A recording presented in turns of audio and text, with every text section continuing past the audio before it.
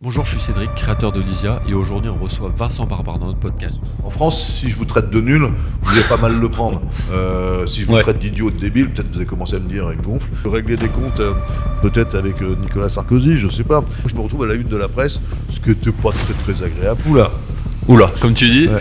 Ah oui, c'était environ 30 millions d'euros. 30 millions, ok. Et François Hollande, lui, était sur son canot pneumatique, ou je sais plus, son transat, en train de lire l'histoire de France pour les nuls. Mais ça n'a aucun sens. Il y a plus d'un million. Plus d'un million d'exemplaires. L'homme qui a prouvé que la France adore se dire nul. Bonjour Vincent.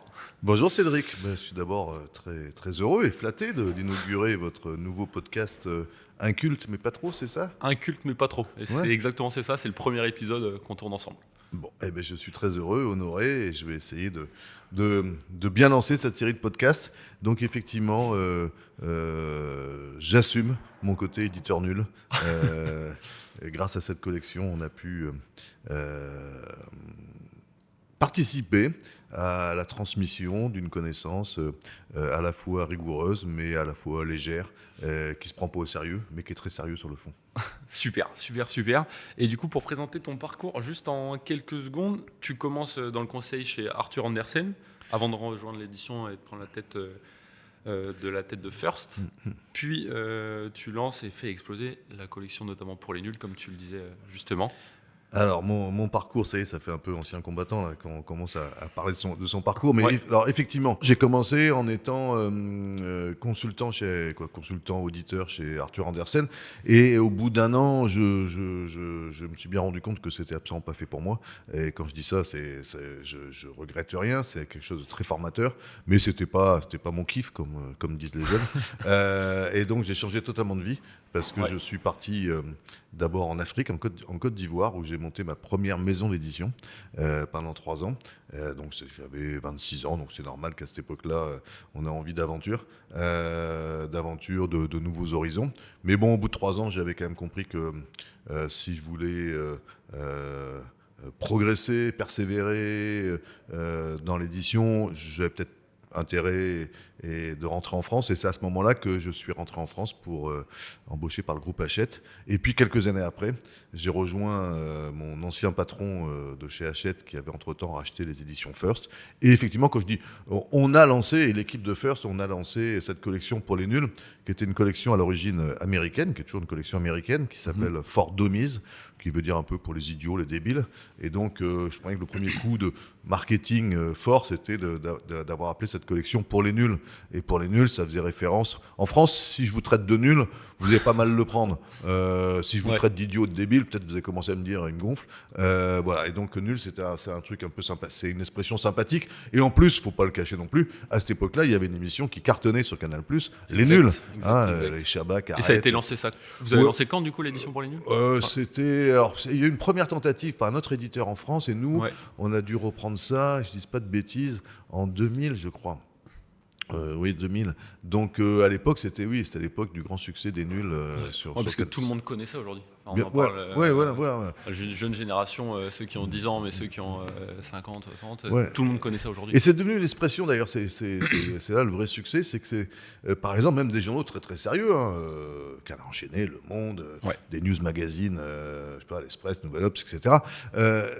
Régulièrement, quand ils titrent leur article avec l'expression pour les nuls. Et ça veut dire, ça c'est un sujet complexe, et on va essayer de vous l'expliquer de manière pédagogique. La crise des Balkans pour les nuls, on peut voir ce genre de titre dans des journaux de référence. Et donc, l'expression pour les nuls est devenue, grâce au succès de la collection, est devenue, c'est compliqué, ça pourrait être prise de tête, mais on va vous faire une explication pédagogique qui est extrêmement sérieuse sur le fond. Le succès de la collection, il n'aurait pas duré si c'était qu'un artifice marketing, avec l'expression pour les nuls, un petit bonhomme, ce qu'on appelle l'homme des nuls, sur la couverture, cette couverture jaune et noire qui est d'un esthétisme dont on peut discuter. Et ce qui a fait le succès, c'est que derrière ce concept marketing, il y avait un vrai fond avec des vrais auteurs. Il y a toujours, je parle toujours du succès extraordinaire qui a été le plus gros succès de la collection pour les nuls, qui est l'histoire de France pour les nuls, qui a été écrit par mon ami Jean-Joseph Julot. Et tu sais pourquoi ça a été un succès par rapport aux autres pour les nuls qui, eux aussi, ont été un succès, mais pas aussi impressionnant? D'abord, d'abord en France, il y a un intérêt pour l'histoire. Ouais. Les Français se passionnent pour la politique, l'histoire, etc. Et tant mieux, et pourvu que ça dure. Ouais. Et t'as une idée à combien d'exemplaires il a été vendu, celui-ci ? Plus d'1 million. Plus d'1 million ? Plus d'1 million d'exemplaires. Ouais. C'est impressionnant. Ouais, c'est un des plus gros best-sellers en France, tous les livres qu'on fait. En France, et surtout, alors, il y a une petite histoire à vous raconter, c'est qu'à l'époque, donc, comme je vous expliquais, c'est une collection américaine. Okay. Et cette collection américaine s'appelle Fort de Mise, est connue pour ses livres d'informatique. Ouais. Au début, le premier nul qui sort, américain qui sort, c'est MS-DOS pour les nuls. Ça ne rajeunit pas MS-DOS. C'était entre la fin des diligences et le début de l'IA. Ouais. Donc MS-DOS pour les nuls. Et donc nous, quand on acquiert la licence pour les nuls, notre objectif au début, c'est, parce qu'on est déjà un éditeur de livres informatiques, c'est de développer ce secteur-là, qui est en plein développement, parce que les gens, c'est l'époque où l'informatique se rentre à la maison. Donc c'est plus des informaticiens qui travaillent l'informatique, c'est des gens comme vous, comme moi, où on achète le PC, et donc c'est le début de l'Internet, et donc les gens ont besoin de bouquins sur Word, sur Excel, sur l'Internet, sur les systèmes d'exploitation, et des bouquins qui ne sont pas des bouquins d'informaticiens qui parlent aux informaticiens. De livres de pédagogie positive. Voilà. Et donc au début, on lance la collection pour des sujets d'informatique. On voit bien que les Américains, de leur côté, ont développé sur des sujets de société.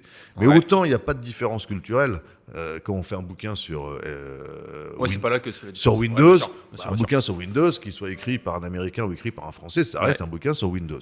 Par contre, sur des sujets plus sociétaux, là, il y a des vraies différences culturelles. Okay. Et donc là, on voit bien que nous, on a du mal à décliner la collection sur des sujets non informatiques.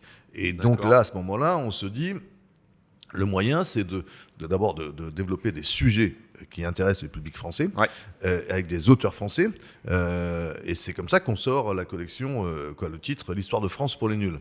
Mais les Américains, en face, c'est comme une boîte comme Coca-Cola, quoi. Je dirais, ils ont une marque, ils ont un produit unique. Et au début, quand je vais les voir pour leur dire, on aimerait bien développer des... Ah, c'est toi qui allais les voir en direct ? On aimerait bien développer des titres franco-français, entre guillemets. Il y a une sorte de réticence, mais j'ai la chance, c'est que l'éditeur qui est responsable de cette maison d'édition américaine, il est à la fois donc à la tête d'une marque mondiale, mais il a fait des études d'histoire à la Sorbonne. Donc il a un côté un peu européen. Et quand je lui parle de l'histoire de France, il me dit, bon, allez, fais ton expérience et on verra. Donc on doit respecter, bien sûr, la charte de la collection, l'esprit de la collection. Et très rapidement, le titre « L'histoire de France pour les nuls » devient la meilleure vente de la collection dans le monde entier. Dans le monde entier ? Dans le monde entier. Okay. Voilà. Et donc, il te dit quoi justement après, ils nous disent bon, ok, c'est bon, maintenant. Maintenant, tu fais ce que tu veux. Voilà, c'est ce que tu veux. On devait à chaque fois quand même, présenter le sujet. Il y a eu assez peu de refus de sujets. Même, j'ai pas de mémoire de refus. Par contre, des fois, par exemple, ils avaient fait les années 60, 60s pour Fort de Mise. Donc, nous, on voulait faire les années 60 pour les nuls. Et ils disaient, non, mais vu qu'il existe dans notre catalogue, pourquoi vous voulez faire une création ? Et je leur ai dit, mais c'est très très bien, mais vous faites 100 pages sur la guerre du Vietnam, vous faites 0 pages sur mai 68. Donc nous, si on doit faire les années 60 pour les nuls, il faut qu'on parle de mai 68, il faut qu'on parle des yéyés, il faut qu'on parle de Salut les copains, de tout ce qu'a fait les années 60 pour les Français. Et donc là, des fois, on était à mi-chemin, parce qu'ils avaient toujours tendance à essayer de nous céder leur propre titre. Donc voilà, ça a été une très belle aventure, parce que on a pu montrer avec cette collection, alors on a parlé de l'histoire de France, mais il y a eu des grands succès, la philosophie pour les nuls, la littérature française pour les nuls, je ne vais pas tous les citer, et des sujets plus techniques aussi. Et quand tu compares en termes de vente à des gros acteurs, des gros écrivains français, est-ce que tu as un comparatif un peu par rapport à ça ? Alors, 1 million d'exemplaires, la différence avec un document chaud ou un roman de la rentrée littéraire, nous, 1 million d'exemplaires, on l'a vendu sur plusieurs années. Oui, c'est sur plusieurs années. Mais des livres qui sont vendus à plus d'1 million d'exemplaires, il y en a pas tant que ça. Je veux dire, là, en ce moment, on vient de sortir de la saison des prix littéraires, un excellent Goncourt. Mais ils sont rares, dépassent 1 million d'exemplaires, c'est très très rare. Et sinon, un concours, il fait 400, 500 000 exemplaires. Voilà. Toi, tu as fait le double avec France pour les nuls. Voilà, mais je pense aussi que ça a correspondu à une période où les lecteurs, et des fois les parents des lecteurs aussi, parce que des fois les parents achetaient pour leurs enfants, c'était une époque où il y avait beaucoup de débats sur l'enseignement de l'histoire. On enseignait un peu moins l'histoire de manière chronologique, et plus l'histoire avec des grands thèmes, etc.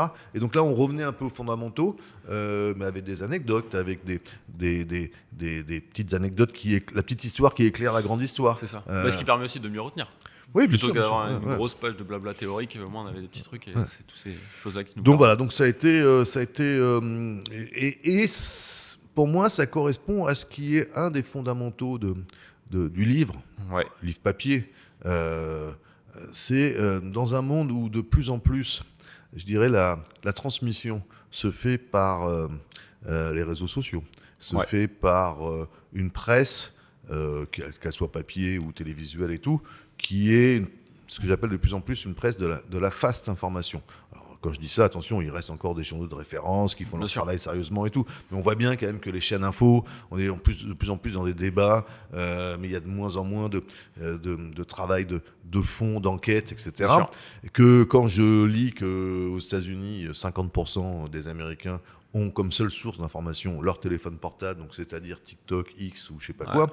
Surtout que c'est en forte croissance, ça, en plus. C'est en très forte croissance, ça veut dire que c'est des gens qui sont sur des boucles de personnes qui pensent comme eux.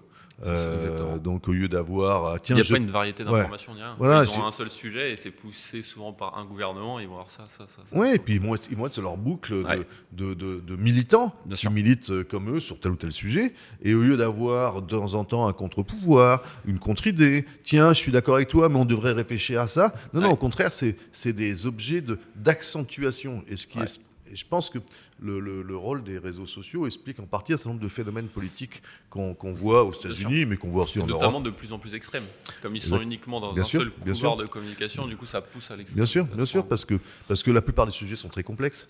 Et comme les sujets sont complexes, il faut apporter une réponse qui ne soit pas une réponse simpliste. Parce que j'ai retenu une définition du populisme qui consiste à dire le populisme, c'est apporter des réponses simples à des sujets complexes. Et donc le livre, ça nécessite un investissement en termes de temps. Le livre, c'est l'objet du temps long. Contrairement à une société où on est de plus en plus dans le temps court. Dans l'information. L'information, pas forcément réfléchi. Voilà, c'est de plus en plus des slogans, des punchlines, comme on dit, etc. Et le livre, c'est le temps long. Et donc, la collection pour les nuls... permettez ça, justement. Oui, permet ça. De la réflexion. Oui, et puis d'acquérir des connaissances qui sont le b.a.-ba nécessaire, le préalable nécessaire à toute prise de décision.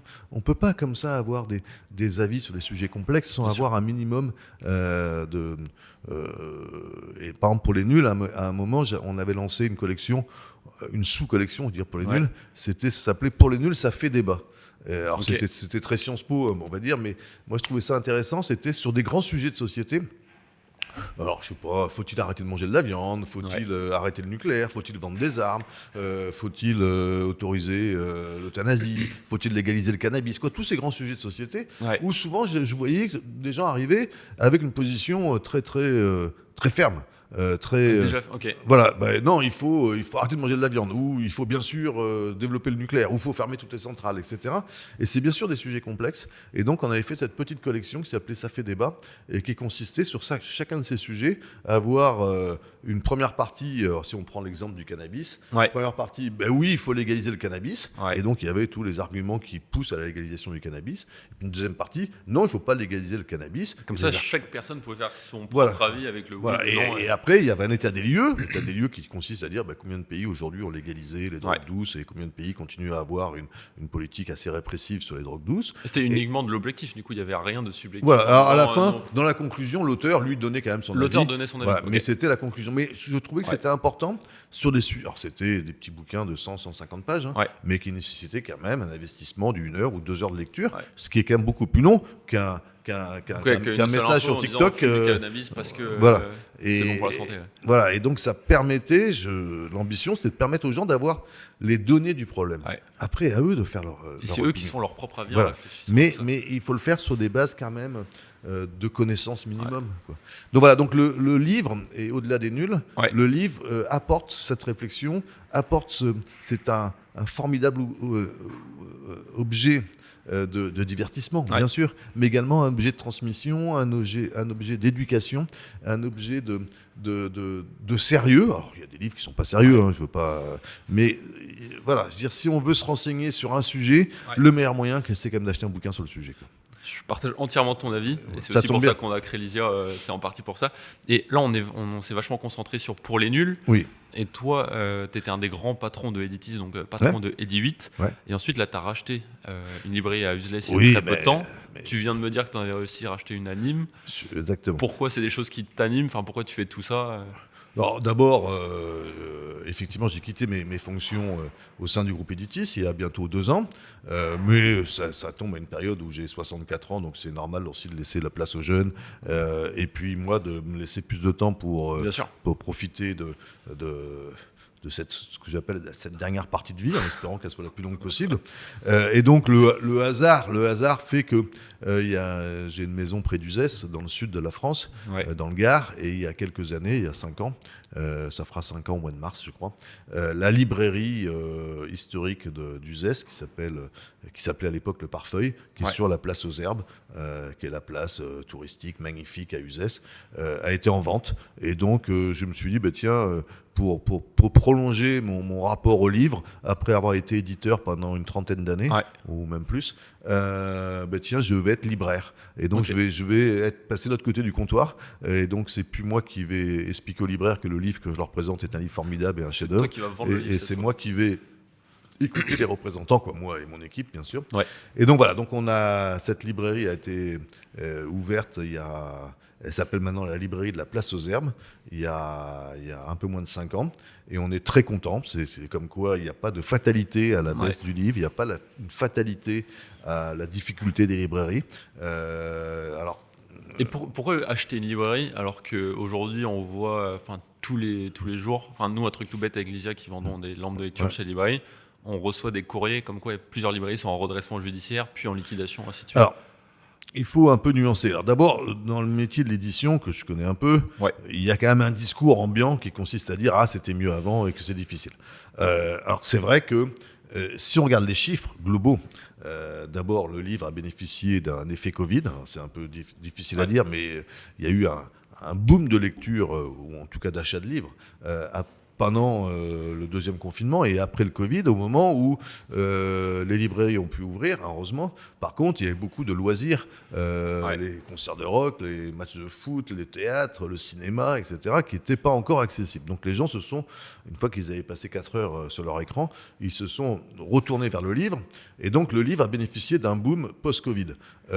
Depuis, le marché est à -1, -2% chaque année, donc c'est pas glorieux, mais c'est pas non plus la catastrophe non plus. Et par contre, ce qui est sûr, c'est que les livres qu'on vend aujourd'hui ne sont pas les mêmes que ceux qu'on vendait il y a 20-30 ans. Il y a des secteurs qui ont disparu, l'encyclopédie, le dictionnaire, parce que là, on est vraiment en concurrence avec les nouveaux outils. C'est-à-dire, quand vous avez accès en temps réel à Wikipédia, ça quand même, ça met en difficulté l'universaliste en 12 volumes qu'on avait avant dans nos bibliothèques. Mais voilà, après, il y a peut-être une littérature ou des livres de sciences humaines plus exigeants qui sont plus difficiles à vendre aujourd'hui. La poésie, c'est plus difficile à vendre aujourd'hui. Par contre, tu l'expliques comment ? Par exemple, que la poésie, c'est plus compliqué par rapport à avant ? Les jeunes sont moins intéressés plus sur je pense que les jeunes sont moins intéressés par la poésie, que peut-être qu'aussi, de temps en temps, qu'ils ont envie de lire un poème, de retrouver un poème de, Apollinaire, Rimbaud et tout. Ils vont peut-être sur Internet, c'est possible. Voilà. Mais après, il y a d'autres secteurs du livre qui, eux, ont beaucoup progressé. Le livre jeunesse, il a globalement progressé. Alors, moi, on me disait toujours, les jeunes ne lisent plus. Si on leur proposait de la littérature jeunesse d'avant, la comtesse de Ségur, etc., peut-être que la jeunesse actuelle n'est pas intéressée, mais quand on leur a proposé, Harry Potter est le bon exemple, on leur a proposé des choses qui leur parlent, les gamins, ils ont acheté des livres, ils les ont lus, etc. Donc le secteur jeunesse se développe. Après, il y a des nouveaux secteurs, on peut en penser ce qu'on veut en termes d'apport je dirais, à la culture au sens avec un grand C, je sais pas, la romance, les mangas, etc.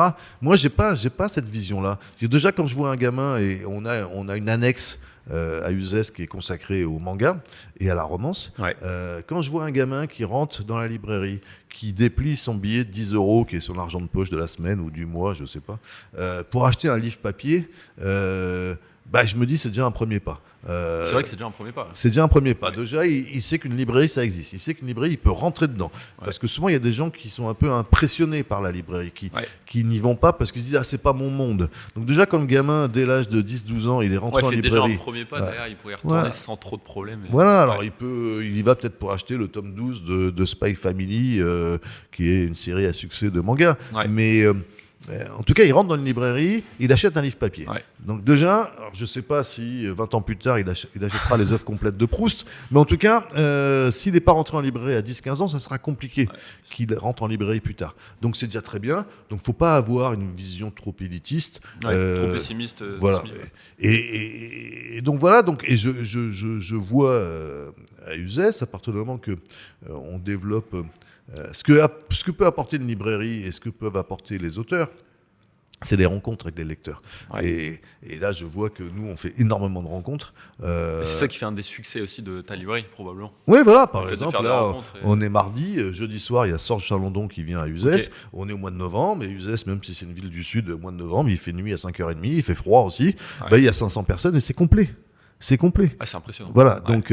c'est aussi grâce à ton réseau. Enfin, n'importe quel libraire ne peut pas forcément le faire rapidement. Non, oui, ça m'a bien sûr aidé au début, mais je veux dire, les auteurs veulent tourner, veulent rencontrer leurs lecteurs. Les maisons d'édition ont tout intérêt à ce que les auteurs tournent, et les librairies ont tout intérêt à recevoir des auteurs. Donc, je dirais, et on voit bien que quand on le fait bien, ce qui est le cas à Uzès, en toute modestie, voilà, donc le public est là. Le public est là. Donc, les résultats sont là aussi derrière. Voilà, et là, on apporte quelque chose que ne peuvent pas apporter les plateformes. C'est le lien avec l'auteur, c'est des rencontres, c'est du conseil personnalisé dans la librairie. Il faut des libraires qui soient des vrais libraires, c'est-à-dire des lecteurs qui soient capables de dire à quelqu'un « Ah bah tiens, si tu aimes tel auteur, moi je te conseille celui-là », qui peuvent parler des livres qui font l'actualité, ou pas, ou faire justement jouer leur rôle de découvreur de talent. On a tous vu en tant qu'éditeur des livres, des romans ou autres, qui ont décollé grâce au travail des libraires sur le terrain.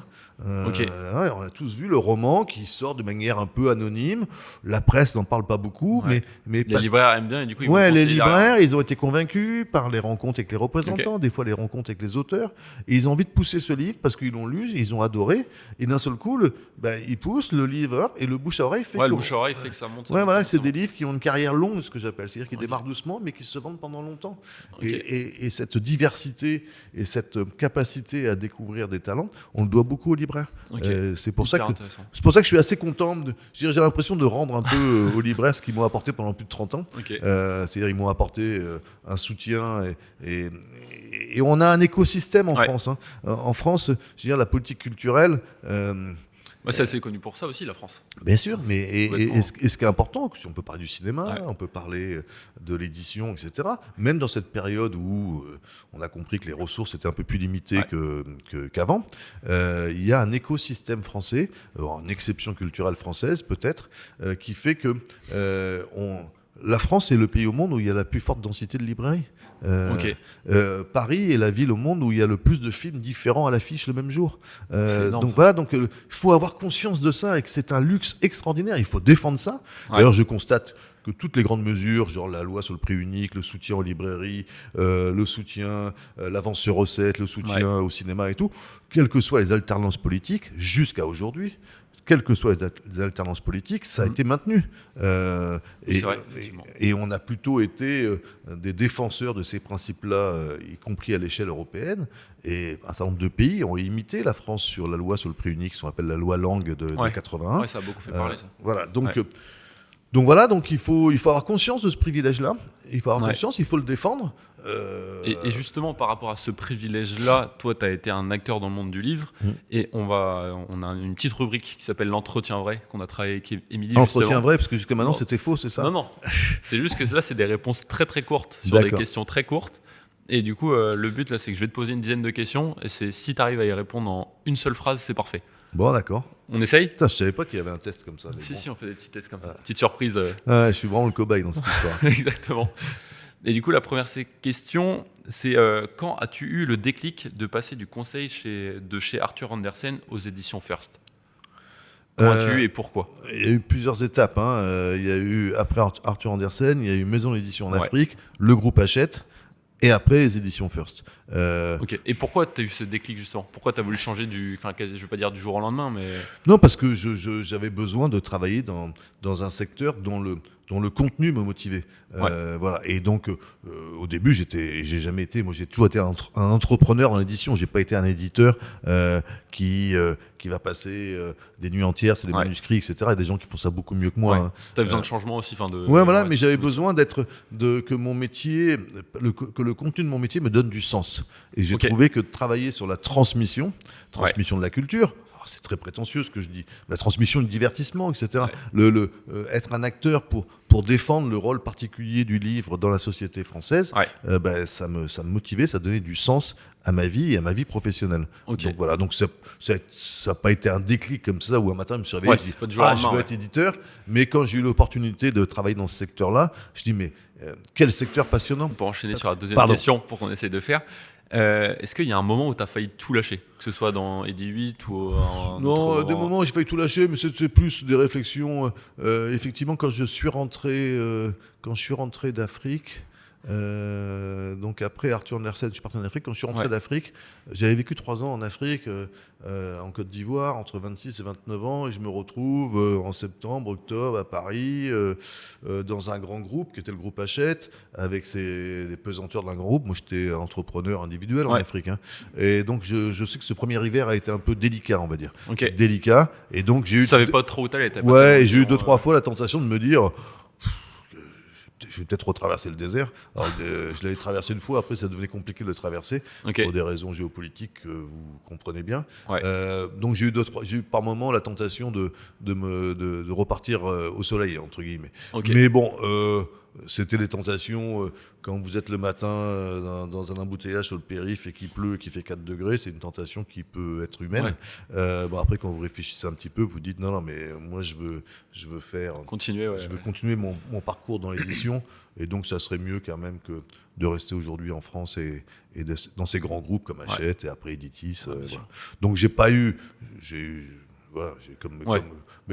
tout le monde. Ouais, comme tout le monde, qu'à la trentaine, de temps en temps, heureusement qu'on se pose des questions sur le sens de sa vie et qu'on a envie de changer. C'est avancer aussi. Voilà. Et à contrario, est-ce qu'il y a des moments où tu as eu l'impression de tout réussir? Succès sur succès. Non, ça serait prétentieux, mais c'est vrai que... Sans être prétentieux. Non, mais c'est vrai que j'ai eu la chance parce que au moment où l'actionnaire majoritaire des éditions First décide de vendre First au groupe Editis, à ce moment-là, ça a été une explosion. Les nuls qui marchaient déjà bien, mais là, ont explosé totalement. Puis j'ai eu d'autres succès dans d'autres domaines. J'ai lancé une nouvelle maison de littérature qui s'appelle Les Escales, avec Véronique Cardy, qui aujourd'hui dirige l'Athès, qui a été un succès dès le début. Ça faisait 4 mois qu'on a lancé la maison d'édition, qu'on a sorti un roman de Victoria Hislop qui a été un grand succès. Donc là, j'ai eu l'impression que d'un seul coup, tout... Et chez Editis, il y avait un président que j'aimais beaucoup qui s'appelait Alain Cook, qui n'est plus avec nous aujourd'hui. Et Alain, que j'avais connu chez Hachette avant. Donc quand on a racheté First, il aurait pu... j'ai racheté la boîte, il aurait pu nommer quelqu'un à lui à la tête des éditions First. Il m'a maintenu, et il m'a même, on a même eu l'opportunité à partir de ce First, de faire le groupe Eddy 8, et on l'a fait ensemble. Et il me faisait confiance. Et donc oui, j'ai eu un moment où il fallait rester prudent, mais j'ai un moment où j'avais l'impression d'avoir la main. Tout avancer dans le positif. Hyper intéressant. Et est-ce que, le fait d'avoir rencontré toutes ces personnes-là, est-ce que tu aurais un pire conseil qu'on t'ait donné et le meilleur conseil qu'on t'ait donné? Des trucs que tu te rappelles et des anecdotes Le pire conseil, c'est pas un fait précis, mais c'est de manière générale. On est dans les métiers de création. Et dans les métiers de création, il faut... alors à la fois, il faut continuer à développer ce qui fait, je sais pas moi, la littérature, les sciences humaines, ce qui fait les fondements de l'édition. Mais le métier de création, c'est également être toujours à l'écoute des nouvelles tendances. Et quand on se plaint des fois de les jeunes ne lisent pas assez, il faut également savoir qu'est-ce que voudraient lire les jeunes. Et donc, tout conseil qui limite la prise de risque ou l'expérience dans les métiers de création est je pense, une erreur. Okay. Alors, c'est pas pour autant qu'il faut prendre des risques toutes les semaines et bien planter la boîte. Je veux dire, moi, j'ai quand même une formation de gestionnaire, comme vous l'avez rappelé. J'ai passé 1 an chez Arthur Andersen, un peu plus d'1 an d'ailleurs. Et donc, je sais, j'ai pris un certain nombre de risques, etc., mais qui étaient raisonnables. Qui étaient mesurés aussi. Voilà, qui étaient raisonnables. En cas d'échec, et j'ai eu des échecs, bien sûr, en cas d'échec, je ne remettais pas en cause l'existence de la boîte et avec un plan de licenciement à la clé. Et c'était quoi ton pire échec, justement, là-dessus ? Est-ce que tu as quelque chose qui... t'aurais fait différemment ? Ou ça t'a permis d'apprendre ? Ouais, je sais pas, ça serait prétentieux de dire que j'ai pas de souvenir de mes pires échecs. D'abord, j'ai tendance à les oublier. Non, j'ai pas. Non, t'as pas tellement. Non, j'ai pas de réponse. Et du coup, le meilleur conseil qu'on t'ait donné, là on a parlé du pire et le meilleur. Le meilleur conseil, c'est ça revient dans ce sens-là, c'est que sois entrepreneur, va sur des nouveaux terrains. Par exemple, il y a une dizaine d'années est arrivé tout ce phénomène des influenceurs, des gens qui sont connus parce que le contenu qu'ils véhiculent sur les réseaux sociaux. Alors, soit on peut se dire, c'est des concurrents des livres, parce que le temps qu'on consacre à lire leur contenu sur les réseaux sociaux, c'est du temps en moins pour la lecture. Et dans ce cas-là, on les considère comme des concurrents, entre guillemets. Moi, j'ai eu plutôt la démarche de dire, si les jeunes vont voir ces gens-là, c'est qu'ils ont des contenus que peut-être on n'apporte pas dans nos livres.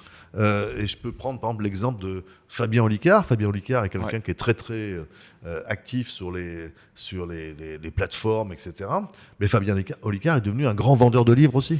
Donc voilà. Et donc ces jeunes qui connaissaient Fabien, et je peux citer plein d'exemples comme ça. Il y a plein de Parce que les jeunes achètent les livres de Fabien Olicard parce qu'ils le connaissent déjà sur les réseaux sociaux. Alors que s'il avait fait l'inverse, d'abord il avait sorti des livres, puis il serait allé sur les réseaux sociaux. Je sais pas, en fait, Fabien, c'est quelqu'un de très malin, donc c'est un écosystème où les livres renvoient à ses vidéos, ses vidéos renvoient à ses spectacles, ses spectacles renvoient à des livres, comme ça. Mais ça c'est très très malin et c'est très intelligent.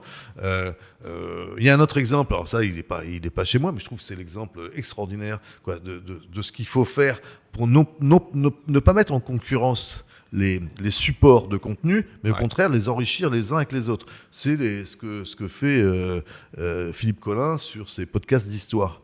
Donc c'est des podcasts d'histoire sur France Inter, Radio France, qui sont très très populaires. Il en a fait un sur Léon Blum, il en a fait un sur Céline, les résistantes. Là aujourd'hui c'est le crépuscule des bourreaux, sur la fin des collabos, Acide Maringen, etc. Mais à partir de ces podcasts qui sont donc très populaires, écoutés par beaucoup de monde, on en fait des livres. Et également, on en fait des séries sur France Télévisions. Donc, par exemple, Léon Blum, c'est un podcast, une série à la télé et un livre. Ça fait tout un univers. Voilà, si les gens sont intéressés, ils vont aller voir, ils vont cliquer et ainsi de suite. Et donc là, je pense que c'est une bonne démarche qui consiste à ne pas considérer les autres supports comme des concurrents, mais à réfléchir qu'est-ce qu'on peut faire comme complémentarité pour se parler. Et que, donc voilà, donc moi, et donc dans ce que je disais sur les influenceurs, plutôt que de les considérer comme des concurrents, essayer de voir est-ce qu'avec eux on peut pas faire des contenus qui vont toucher des nouveaux lecteurs. Et comment collaborer et avoir tout ce cercle justement. Non mais c'est hyper intéressant tout ça. On va passer à une autre rubrique qui s'appelle le tribunal de la culture. Le but c'est qu'on devienne juge tous les deux de plusieurs exemples et on doit rendre un verdict sur des entre guillemets crimes culturels qu'on propose. Et du coup le premier, et je veux avoir ton avis là-dessus, c'est regarder un film en vitesse 1,5. Qu'en penses-tu ? Oui, c'est une injure pour le réalisateur. Ou alors, deux choses l'une. Soit le film est vraiment très très ennuyeux, et donc on accélère pour arriver directement pour quand même connaître la fin. Mais non, je veux dire, le rythme d'un film, ça fait partie de son œuvre d'art. Donc je suis contre. Ok. Deuxième chose, dire qu'on a lu un livre alors qu'on a juste vu le film. Qu'en penses-tu ? C'est pas bien de mentir. C'est pas bien de mentir. Et pour toi, il y a des grosses différences entre justement livre, film. Enfin, t'en penses quoi justement? Ça dépend. On en parlait tout à l'heure. Des fois, il y a des excellentes adaptations. Ouais. Des fois, des adaptations qui donnent une nouvelle dimension au livre. Et puis, et des fois, il y a des adaptations qui sont pas à la hauteur. Il n'y a pas de règles. Mais là, récemment, j'ai fait 2 fois l'expérience. Une fois, c'était le hasard. Ouais. J'avais lu, c'était un matin d'hiver, un peu comme aujourd'hui, et j'avais fini au petit matin l'insoutenable légèreté de l'être de Kundera, et juste le même jour sur Canal+, passait le film avec Juliette Binoche et je ne sais plus quel acteur. Et je m'étais fait le film juste après la fin de la lecture du roman, et j'avais trouvé ça intéressant. En plus, le film était pas mal. Et là, je l'ai fait récemment pour accueillir Vanessa Springora à la librairie d'Uzès.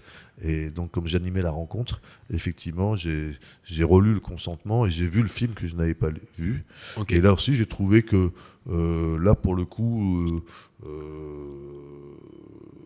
l'adaptation était à la hauteur du livre, quoi, voilà. Ouais, ça dépend, des fois c'est bien, enfin, c'est pas une généralité. C'est pas une généralité. Enfin bon, en tout cas, il n'y a pas de... dire qu'on a lu un livre alors qu'on ne l'a pas lu, voilà. Là, vous dites, parce qu'on a vu l'adaptation, on pourrait dire aussi, je l'ai lu, en fait, j'ai juste lu la 4e couverture, je suis allé chercher 2 critiques pour pouvoir en parler dans les dîners en ville, mais ça n'a aucun sens. Exact. 3e chose, que penses-tu de choisir un livre uniquement pour le design de la couverture? Je peux comprendre. Tu peux comprendre. Est-ce que toi, ça t'arrive? Des fois. Alors, en tout cas, ce qui est important, et c'était un peu ce que je disais à mes éditeurs. Il y a le best-seller qui a un prix littéraire, l'auteur très reconnu, etc. Les clients qui rentrent en librairie, je voudrais acheter le dernier livre de Mauvigné, de Houellebecq, de Ruffin, de qui vous voulez. Ouais. Okay. Puis après, il y a quand même beaucoup de livres qui n'ont pas cette existence médiatique ou cette existence liée à la personnalité de l'auteur. Et moi, je vois bien la librairie, mais je suis comme sorti de temps en temps, on aime bien se balader dans une librairie. On aime bien se balader et regarder les livres. Ouais. Alors, le fait qu'il y ait une belle couverture, ça ne peut pas être, à mes yeux, le seul élément de décision. Mais une belle couverture et un titre qui convient bien aussi, ça accroche votre regard. Ouais. Quand votre regard est accroché, c'est le début d'un processus d'achat qui ira au bout ou pas. C'est le premier processus, c'est ça, la première étape du processus. Voilà. Je parle là encore une fois d'un livre que vous ne connaissez pas ou d'un auteur que vous ne connaissez pas. Si vous venez acheter le dernier, les auteurs que j'ai cités ou d'autres, la question ne se pose pas. Donc là, vous avez une couverture, un design de couverture, un titre qui attire votre attention. Vous prenez le livre, vous le feuilletez, vous lisez la 4e de couverture. Ouais. Après, peut-être que vous allez le reposer. Ou peut-être que votre intérêt va être encore décuplé. Ouais. Et donc là, après... Peut-être que 10 minutes plus tard, vous serez à l'accueil de la librairie pour dire tiens, j'achète ce livre. Ouais. Alors que je le connais. En arrivant à la librairie, je ne connaissais pas l'existence de ce livre. Je ne connaissais pas l'auteur. Ouais. Mais il y a un truc qui m'a accroché. Ouais. C'est essayer. Mais on voit si ça plaît derrière. Et donc, c'est pour ça que les éditeurs. Parce qu'on est dans un métier de concurrence, et tant mieux. Ouais. Et tant mieux. Je veux dire, quand des fois on me dit on publie trop de livres. Ça, c'est un truc récurrent. Ouais. On publie trop de livres. Globalement, effectivement, on publie beaucoup plus de livres comme on publiait il y a 30 ou 40 ans. Aujourd'hui, ça s'est à peu près stabilisé. Mais je dis, mais quelle chance! Quelle chance! Il faut mieux avoir un pays où on publie trop de livres que beaucoup de pays où, pour des raisons économiques ou politiques, on publie pas assez de livres. Bien voilà. Sûr, donc, on est dans un métier de concurrence.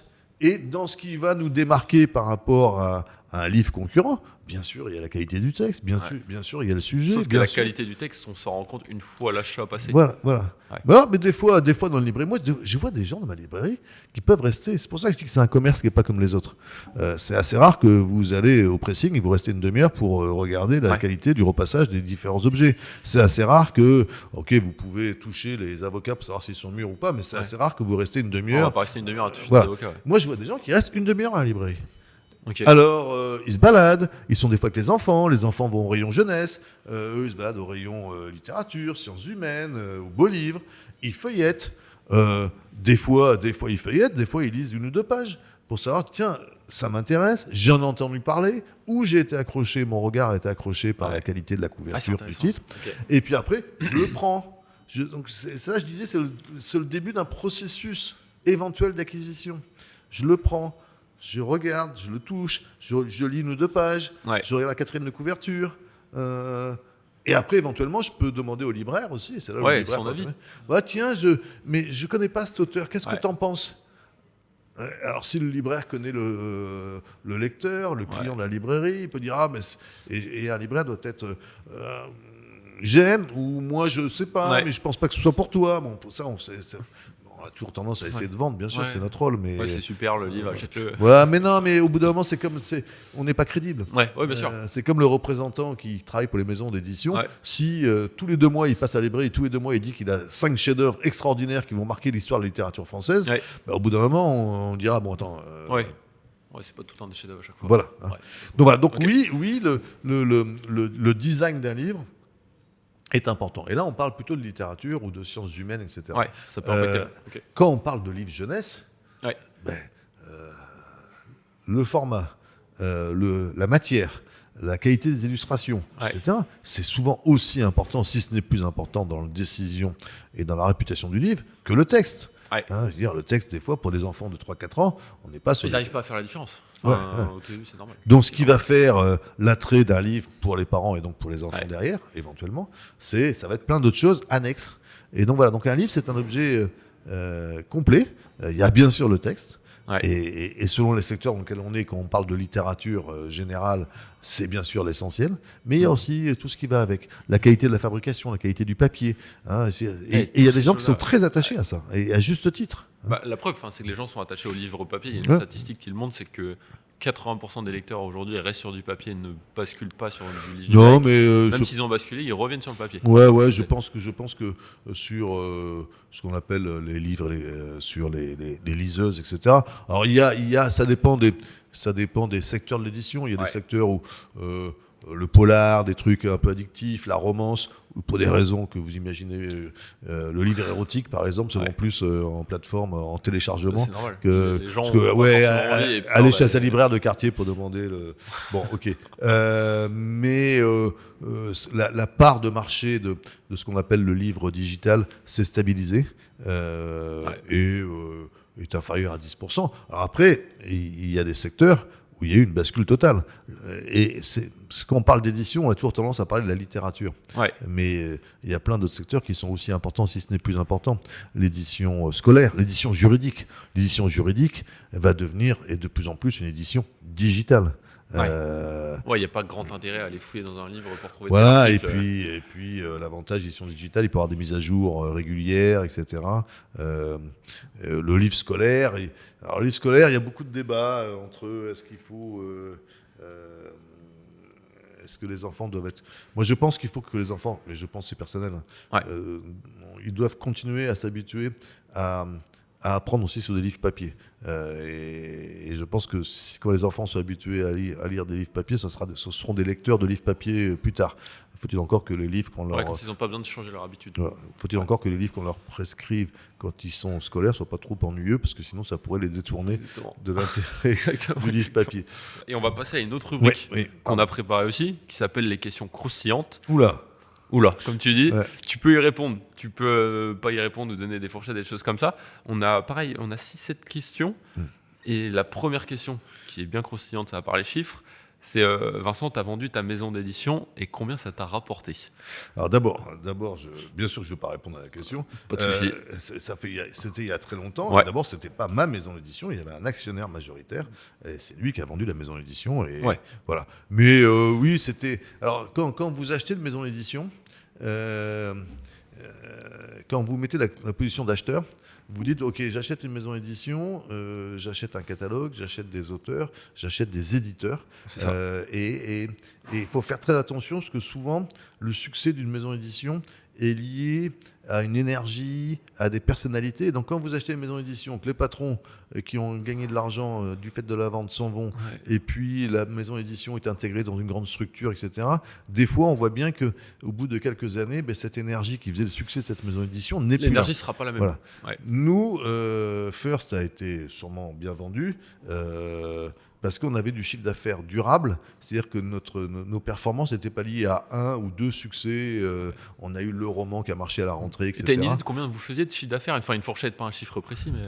Ah oui, monsieur. Alors bon, le chiffre d'affaires, ce que j'appelle en prix public hors taxe, c'est-à-dire vous prenez le nombre de bouquins que vous vendez et vous multipliez par le prix de vente. Ça donnait combien à peu près? Tu as une idée Ah oui, c'était environ 30 millions d'euros de chiffre d'affaires. Ouais, donc ça tournait très très bien pour une maison d'édition. Mais même après, la collection pour les nuls a continué à progresser. Il y a eu une année où la seule collection pour les nuls a fait 25 millions d'euros de chiffre d'affaires. Donc c'est énorme. C'est énorme. 25 millions d'euros de chiffre d'affaires, c'est le chiffre d'affaires de beaucoup de très belles maisons d'édition. Eh bien, on reprend après une petite coupure caméra et on parlait justement d'une anecdote avec François Hollande. Est-ce que tu pourrais nous raconter ça? Je pense que ça peut intéresser du monde. Non, mais François Hollande il a été un de nos agents publicitaires pour la collection pour les nuls. En fait, l'histoire, c'était, je crois que c'était pendant la campagne électorale qui s'est terminée par un deuxième tour entre Nicolas Sarkozy et Ségolène Royal, dont on a beaucoup parlé récemment. Et un paparazzi avait shooté Ségolène Royal qui était en train de faire de l'aquagym, je crois, en train de se baigner en Méditerranée. Et François Hollande, lui, était sur son canot pneumatique, ou je sais plus, sur son transat, en train de lire l'histoire de France pour les nuls. Et donc... comme c'était au début du succès de la collection, donc là les gens se sont dit si le président de la République, il n'était pas président de la République à l'époque, mais enfin bon, il était premier secrétaire du Parti socialiste, quelqu'un d'important dans la vie politique. Si lui lit l'histoire de France pour les nuls, c'est peut-être que. Donc voilà. Donc après j'ai eu peut-être que c'est un bon livre quand même. Voilà. Après j'ai eu l'occasion de rencontrer à quelques occasions le président Hollande, et une fois il m'a dit. Et je pouvais me remercier quand même pour tout ce que j'ai fait pour la collection. Et quand il est venu à Uzès récemment pour une rencontre sur son livre qui était sur l'histoire de la gauche au pouvoir, de l'affaire Dreyfus à aujourd'hui. Et c'est toi qui l'as invité dans ta librairie pour animer une rencontre Oui, il est venu présenter son livre. Il y avait 500 personnes. Il était publié par les éditions Perrin. Et comme je connais bien les éditions Perrin, ça avait, on va dire, facilité le contact, mais il était très content de venir. Et c'était une rencontre très intéressante. Et quand il est arrivé, il était un peu surpris peut-être de me voir avec ma nouvelle casquette de libraire. Et je l'ai remercié. Je dis que c'est grâce au succès de la collection pour les nuls que j'ai pu, dont il est l'ardent acteur, que j'ai pu acquérir cette librairie. Bon, c'était une boutade, bien sûr, mais en tout cas, voilà, c'était intéressant. Mais c'est intéressant de savoir qu'effectivement, on peut avoir un très bon niveau intellectuel, être un historien, s'intéresser à l'histoire, etc. Et en même temps accepter de ne pas être vexé de lire un livre pour les nuls. Ouais. Voilà. C'est ça qui est impressionnant. Et un truc tout bête, est-ce que tu as vu un pic des ventes dès qu'il y a eu cette histoire avec les paparazzi? Non, je sais pas. C'était vraiment dans la progression. Dans la progression constante. Ouais. Par contre, un pic des ventes, et ça, alors, il est plus dramatique, mais il est assez intéressant. Il y a la semaine dernière, on commémorait les 10 ans des horribles attentats qui ont touché Paris. Suite à ces attentats, revendiqués par un terrorisme islamiste, on a vu les ventes de nos livres consacrés au Coran pour les nuls, l'islam pour les nuls. Okay. Les gens ont voulu comprendre, et les ventes, par exemple, du Coran pour les nuls ont plus que doublé, triplé dans les années qui ont suivi 2015 et ces horribles attentats. Quoi. Ok. Donc tout est lié. Oui, parce que effectivement, là aussi, sur un sujet aussi sensible, alors bon, tout le monde n'a pas la capacité de lire le Coran et d'en faire son interprétation, mais de se dire, tiens, mais j'écoute à la radio, alors certains vont dire que j'écoute des choses sur le Coran, etc., mais je veux faire ma propre opinion. Et ces livres-là avaient été écrits par le regretté Malek Shebel, qui prenait une sorte d'islam de lumière, un islam plus tolérant que d'autres discours. Voilà, et donc oui, donc les événements ont eu des incidences sur les ventes de certains des titres, bien sûr. Pour continuer sur les questions croustillantes, quand on a fait nos recherches, en 2005 devait sortir une biographie non officielle de Cécilia Sarkozy, éditée par la maison First, dont tu étais à la tête à ce moment-là, et tu avais été convoqué avec Nicolas Sarkozy, et après cet entretien, cet entretien, justement, ça a été annulé. Est-ce que tu as des infos un peu là-dessus, vu qu'on a cherché, on n'a rien trouvé, donc potentiellement que tu le sais? Alors oui, effectivement, c'était une histoire. Parce que ça a beaucoup fait parler. Oui, ça a beaucoup fait parler. Alors, le contexte était particulier. D'abord, on fait un livre avec une journaliste, un livre consacré aux femmes et filles d'eux, c'est-à-dire comment des gens qui sont, en l'occurrence des femmes, qui sont connues parce qu'elles sont la fille de monsieur je sais pas qui ou la femme de monsieur je sais pas qui. Et comment on vit ça, que le fait que cette popularité soit indirecte. Ouais. Et il y avait donc un chapitre consacré à Cécilia Sarkozy. Et puis Cécilia Sarkozy, suite à ce chapitre, on lui soumet, la journaliste, je ne sais plus comment ça s'est passé, on lui soumet l'idée de faire une biographie qui cette fois consacrée entièrement à elle. Okay. Et c'était au moment, c'est le moment de leur séparation, saison 1, parce qu'il y a eu 2 séparations. Ouais. Et donc au moment le livre est écrit, il y a un confidentiel qui sort dans la presse pour indiquer la future publication de cette biographie de Cécilia Sarkozy. Mais entre-temps, elle revient. Elle revient auprès de Nicolas Sarkozy. Ouais. Donc elle quitte Richard Attias pour se remettre avec Nicolas Sarkozy.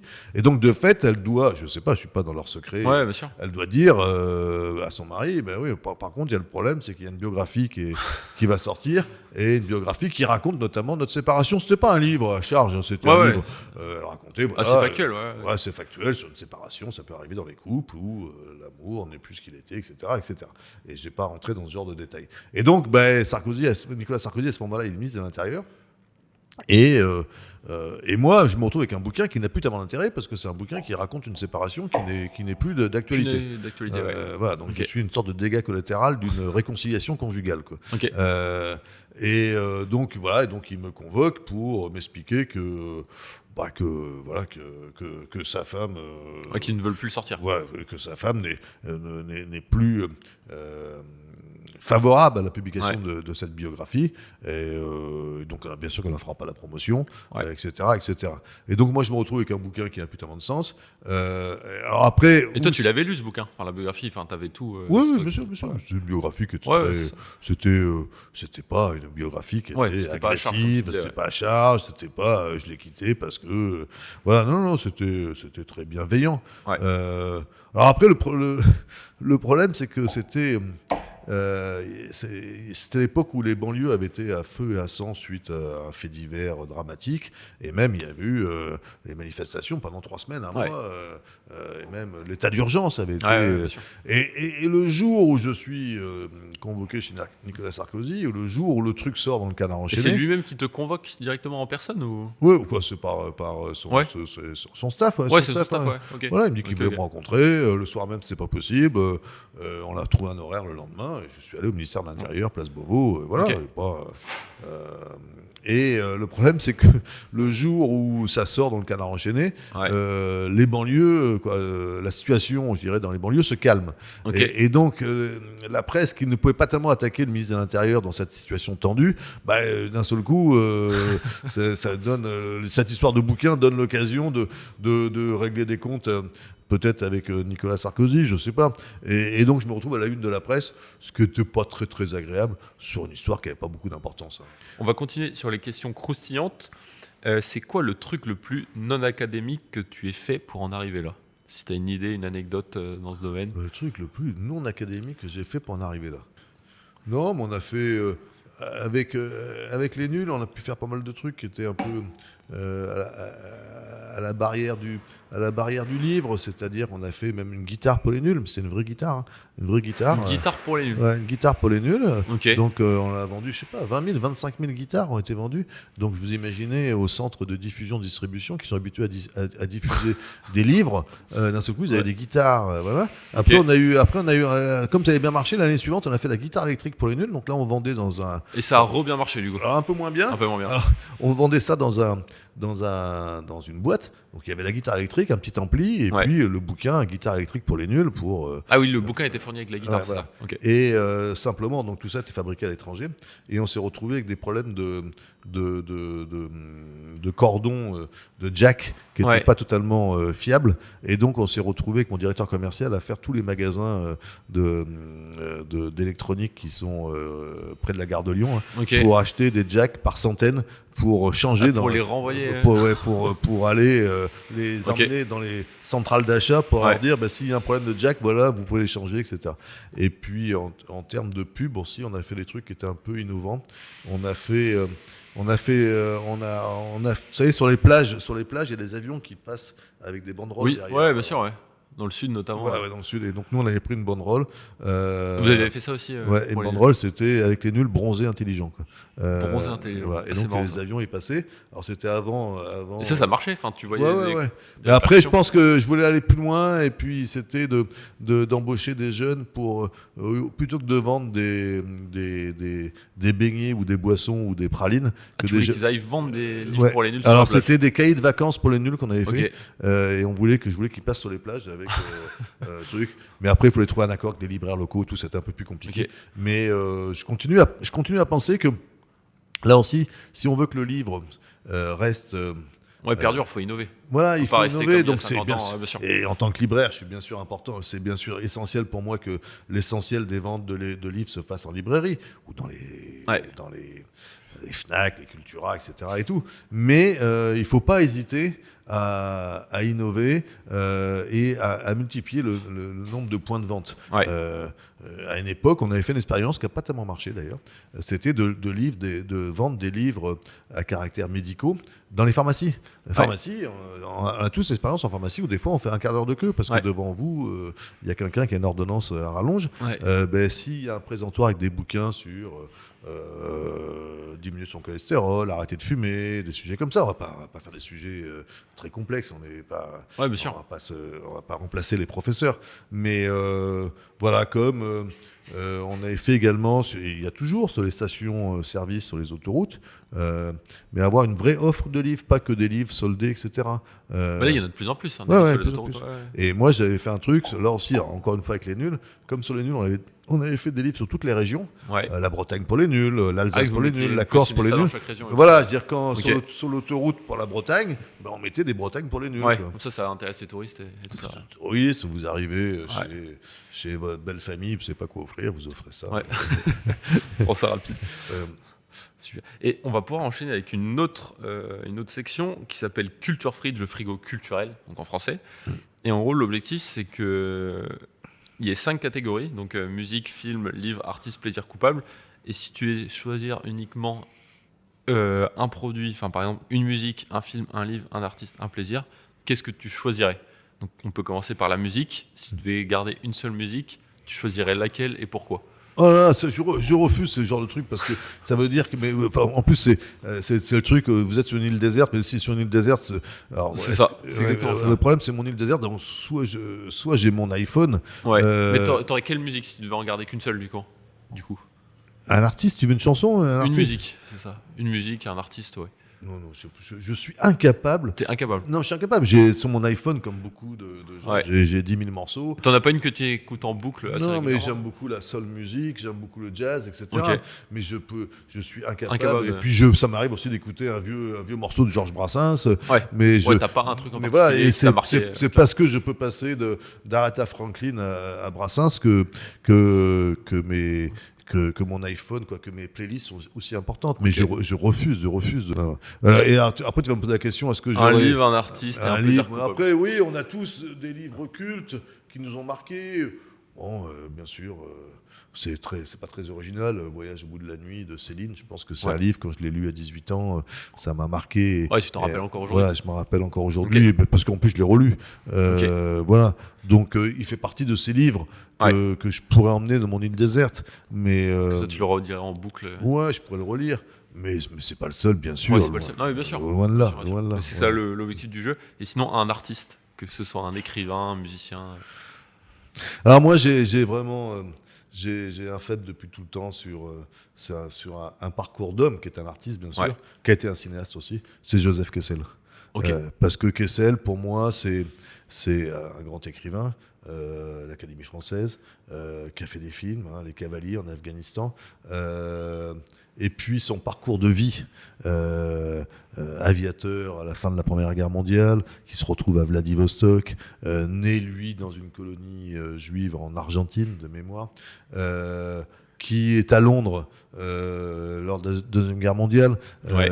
Et à Londres, c'est un truc extraordinaire. D'abord, avec son neveu Maurice Druon, il compose Chant des partisans, qui est quand même devenu le chant des partisans, la musique des résistants. Ouais. Et puis, pendant cette guerre, il y a un livre qui n'est pas le plus connu de Kessel, qui s'appelle Le Tour du Malheur, qui est un livre en 2 tomes chez Folio. Je fais de la pub pour Folio. Qui est un livre un peu un roman autobiographique. Okay.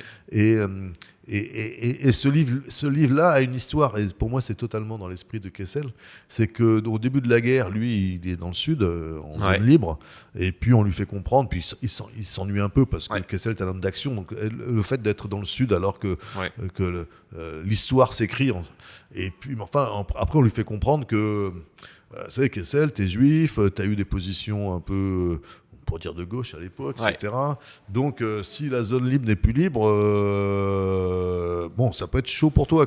Okay. Et là, il a commencé à écrire Le Tour du Malheur. Et donc, il a écrit la moitié du roman. Et donc, là, il décide de rejoindre, d'aller à Londres. Il y a déjà Romain Gary, etc. Et de rejoindre le général de Gaulle à Londres.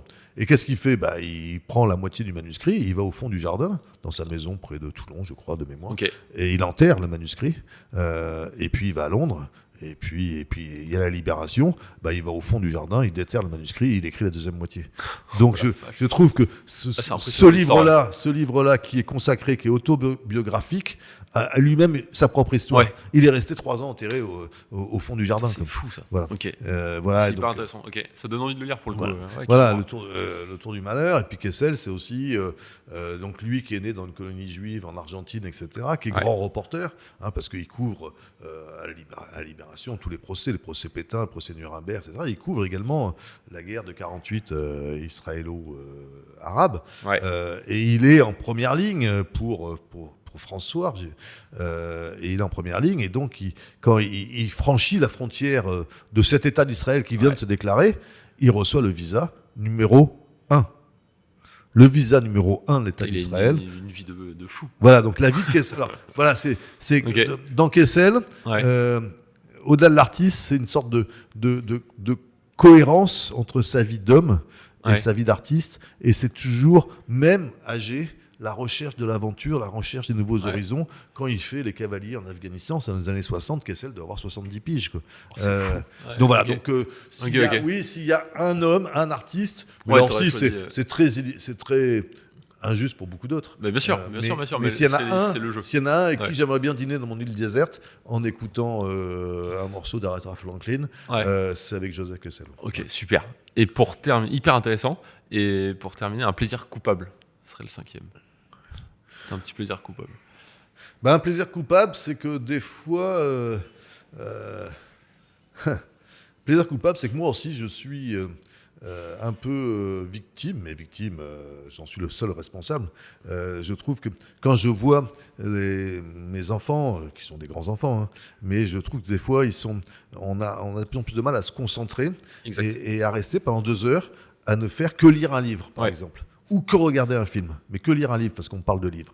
Et qu'on a toujours cet iPhone à côté, je fais de la pub pour Apple, ce smartphone à côté. Les notifications qui arrivent. Et voilà, et de temps en temps, on a tendance, entre 2 chapitres, tiens, je vais aller voir un truc sur Instagram, et au lieu d'y rester 2 minutes, on y reste un quart d'heure. On se fait happer par le truc, après, très compliqué d'en sortir. Et moi, mon plaisir coupable aujourd'hui, c'est que je fais souvent l'aller-retour entre Avignon et la gare de Lyon. C'est 2h40. 2h40, c'est idéal pour lire un bon bouquin, etc. Pour éviter d'être dérangé, on met un peu de la musique cool dans les oreilles et tout. Et de temps en temps, petit tour sur Instagram, j'arrive à Avignon et je me dis, tiens, en fait, au lieu d'avoir lu 100 pages, parce que en 2h40, on peut lire une centaine de pages, 150 pages, je sais pas. Ça dépend de l'écrit. Je dis, j'ai lu que la moitié, et parce que j'ai passé un peu de temps sur les réseaux sociaux. Et Et à la fin, t'arrives, tu fais ah merde, c'est passé aussi. Ouais, voilà. Alors après, je suis pas anti réseaux sociaux. Ouais. Il y a plein de trucs qui sont intéressants. Et puis moi, je suis beaucoup de maisons d'édition, Ouais. beaucoup d'auteurs. Mais bon, voilà, je pense que Ça reste un plaisir coupable. ouais. On y passe beaucoup trop de temps. On y passe super. beaucoup trop de temps, et c'est le vrai problème aujourd'hui. C'est Ah, le mais c'est un problème. énorme problème. Ouais. Le problème du livre, quoi. Il y avait une expression un peu mal, qui a été mal interprétée par l'ancien président de TF1, Patrick Lelay, qui expliquait que on devait contrôler une partie du temps de cerveau disponible. Mais effectivement, je veux dire, on a tous, en fonction de sa vie, peut-être 3 heures par jour et plus le week-end, de temps de cerveau disponible pour ses loisirs. Ouais. Et que l'édition est en concurrence avec les réseaux sociaux, avec les séries, avec la télévision, etc., les écrans de manière générale. Ouais. Et on est en concurrence avec ça. Les séries est aussi un plaisir coupable, parce que quand vous rentrez dans une série, mais là aussi, il y a des séries qui sont... Très compliqué de s'en sortir aussi. Ouais, il y a des séries qui sont des chefs-d'œuvre. Ouais. Et moi, je me rappelle très bien être parti une fois à l'étranger dans un voyage où j'étais parti avec 3 bouquins et avec 2 saisons téléchargées du Bureau des légendes dans mon iPad. Ouais. Ben, je suis rentré de mes 15 jours de vacances, j'avais vu les 2 saisons de manière intégrale. Et les 3 livres. Et sur les 3 livres, j'en avais lu un seul. Ouais. Mais parce que j'étais peur le truc, voilà.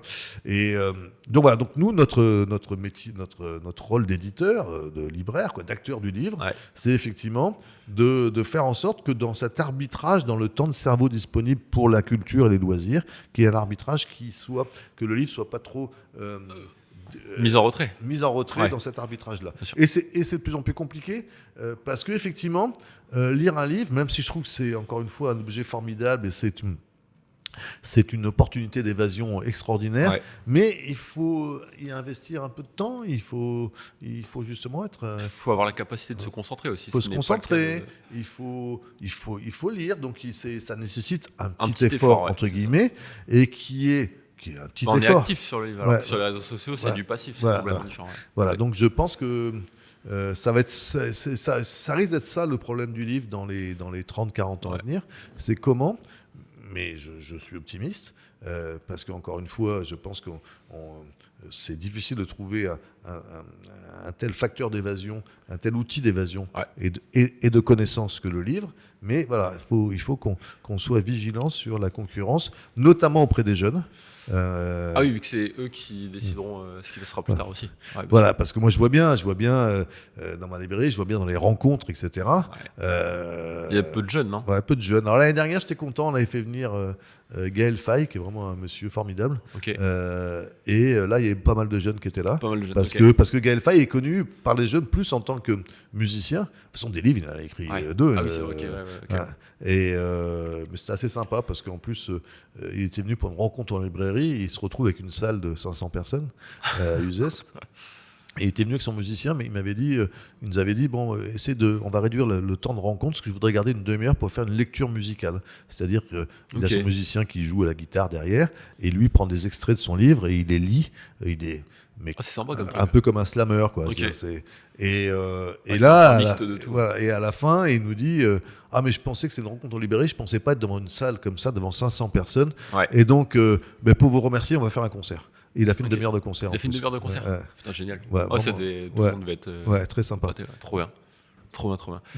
On arrive sur la fin du podcast. Le podcast, comme tu le sais, il s'appelle Inculte, mais pas trop. Ouais.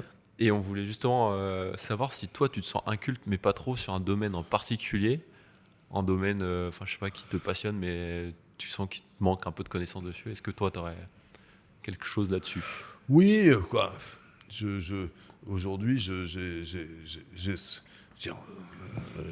dont on parle depuis 1 an, 2 ans, etc., dans tous les secteurs, c'est l'arrivée de l'IA, l'intelligence artificielle. Donc il peut y avoir des débats dans les dîners en ville. Alors c'est pas une vraie intelligence. Est-ce qu'un jour cette intelligence artificielle sera indépendante de l'homme, etc. Donc c'est à la fois des enjeux technologiques, des enjeux sociologiques. Je suis persuadé que ça va transformer, comme a transformé l'Internet il y a 20-25 ans. Ça va transformer la façon de travailler, la façon de consommer, la façon de se soigner, etc. Même éventuellement la façon d'avoir des relations amoureuses. Mais je me sens Éloigné de tout ça ? Ouais, quoi, parce que je pense qu'il y a énormément d'enjeux technologiques, bien sûr, et j'ai énormément de mal à anticiper. Alors, j'essaie de lire des bouquins dessus, etc. Ouais. Il y a un bouquin de Luc Ferry qui n'est pas inintéressant sur le sujet. Mais anticiper ce qui va se passer plus tard. Ouais, anticiper ce qui va se passer, dans quel monde on va vivre, surtout dans quel monde vont vivre mes enfants. Quoi, voilà. Donc, mais est-ce que quelqu'un arrive à anticiper aujourd'hui ? Je ne suis pas sûr de ça. Non, je suis pas. D'ailleurs, ce qui est très intéressant, c'est que quand vous relisez les bouquins de science-fiction des années 50, et qui parlent du fantasme de l'an 2000, et dans les bouquins de science-fiction des années 50, à des rares exceptions près, on ne parle qu'on va aller sur toutes les planètes, qu'il n'y aura plus de voitures, il y aura des trucs flottants, etc. Par contre, on ne parle pas de la vraie révolution de l'an 2000, qu'est l'Internet et l'arrivée du smartphone. Le fait qu'a tout révolutionné, qu'a révolutionné... Encore une fois, les rapports. Quand tout à l'heure on parlait du fait que des enseignes de magasins de fringues sont en train de fermer les unes après les autres, c'est lié en partie à la révolution de l'internet, du smartphone, où on peut commander en direct ses fringues sur son téléphone. La révolution de la presse, la révolution de la musique, et donc le livre a été à peu près épargné. La révolution des relations amoureuses. Donc voilà, toute cette révolution a été très très peu, de manière marginale, anticipée dans les bouquins de science-fiction. Par contre, sur les transports, on a plutôt peu évolué. Aujourd'hui, il faut plus de temps aller à New York qu'il y a 20 ans. Il n'y a plus le Concorde. Oui, c'est vrai. Mais voilà. Et ce qui est intéressant, c'est que tu dis que les magasins ont disparu à cause du téléphone. Il y en a qui annoncent la disparition du téléphone avec des lunettes connectées, des puces, Donc, le progrès technologique s'accélère. Mais compliqué à anticiper. Compliqué à anticiper. Il y a sans aucun doute des effets extraordinaires sur la santé, etc., notamment. Après, sur l'organisation de la société, alors je me sens inculte. En tout cas, je me sens avec beaucoup de questions auxquelles je n'ai pas toujours les réponses. Hyper intéressant. Ok.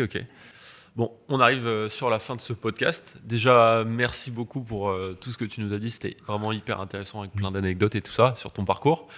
Et pour clôturer ce podcast, on a 2 Lysia. Donc nous, ce qu'on fait chez Lysia, les 2 sont personnalisés. C'est à toi de choisir celui que tu préfères. Il y en a un qui est avec un mot un peu sympa et l'autre un peu piquant. Donc à toi de choisir parmi les 2. Faudrait que tu ouvres. Et de toute façon, tu peux pas voir. Ah, je peux pas voir. Tu peux pas voir. C'est à toi de choisir. C'est un choix à l'avougle, quoi. C'est un choix d'aveugle. Alors, c'est du hasard. Celle-là, voilà. Hop. Et tu peux l'ouvrir directement. Comme ça, tu vas découvrir le mot qu'il y a dessus. Faut l'ouvrir juste là, sur le côté là. Ça commence bien. Juste ici, c'est ça. Si j'arrive pas à l'ouvrir. Alors, et donc qu'est-ce qui est écrit dessus ? Qu'est-ce qui est écrit dessus ? Dessus ? Ouais, normalement c'est écrit dessus, ça doit être personnalisé. Vincent, le boss. Et c'est le message positif. Parce que l'autre. Et l'autre, c'était quoi ? C'était quoi l'autre ? Je te laisse ouvrir. On va l'ouvrir aussi, comme ça. Vincent, le loser, l'autre. Peut-être un rapport avec ce que t'as fait quand même. Peut-être, le nul. Allez, Vincent, le gros nul. Hop, regarde. Vincent le nul, du coup. Vincent le nul. Voilà. Bon, le boss, le nul. T'as choisi le bon. Je suis un boss nul, voilà. Merci beaucoup, en tout cas, c'était hyper intéressant. Merci à toi, et puis bravo de cette initiative. C'est toujours intéressant d'interroger des gens qui eux-mêmes se posent la question sur l'inculture ou la culture. Il faut rester humble. Il faut rester humble, bien sûr. Il faut rester humble, mais on essaye chacun à notre niveau, et je sais que dans les prochains invités que tu auras, de contribuer chacun à notre niveau de manière modeste, mais la somme des modesties fait des fois des grands chemins. Exactement. Pour faire en sorte que la culture, que la connaissance restent des enjeux importants pour les futures générations. Voilà. Exactement. Et on va finir sur cette belle phrase. Et encore merci Vincent. Merci beaucoup. Salut.